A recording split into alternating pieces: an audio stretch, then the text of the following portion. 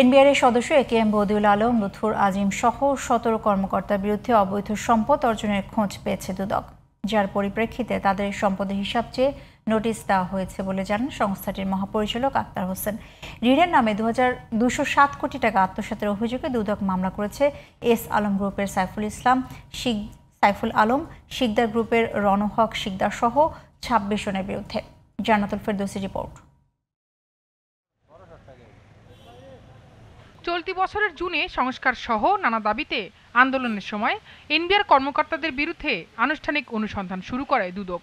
১.৫ মাসের অনুসন্ধানে আন্দোলনের সঙ্গে জড়িত এনবিআর সংস্কার ঐক্য পরিষদের সভাপতি ও অতিরিক্ত কমিশনার হাসান তারেক রিকাবদার সহ বিভিন্ন পর্যায়ের একাধিক কর্মকর্তার বিরুদ্ধে কর ফাঁকির সুযোগ করে দিয়ে অবৈধ সম্পদ অর্জনের অভিযোগের প্রমাণ পেয়েছে দুদক। প্রাথমিক তথ্য অনুসন্ধানে জ্ঞাত আয় বহির্ভূত সম্পদ অর্জন করেছেন মর্মে প্রতীয়মান হয় জাতীয় রাজস্ব বোর্ডের ১৭ জন কর্মকর্তার প্রতি দুর্নীতি দমন কমিশন আইন ২০০৪-এর ২৬(১) ধারা অনুযায়ী সম্পদ বিবরণী দাখিলের আদেশ জারির সিদ্ধান্ত গৃহীত হয়েছে।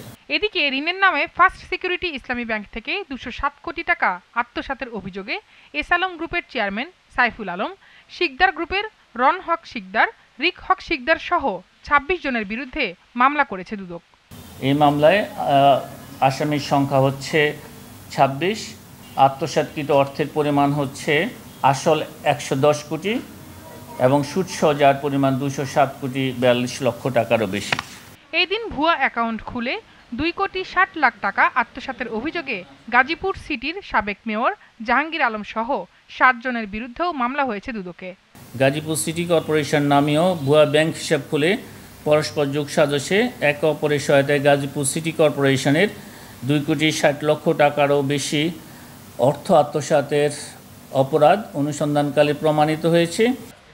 জান্নাতুল ফেরদৌসী, জিটিভি নিউজ, ঢাকা।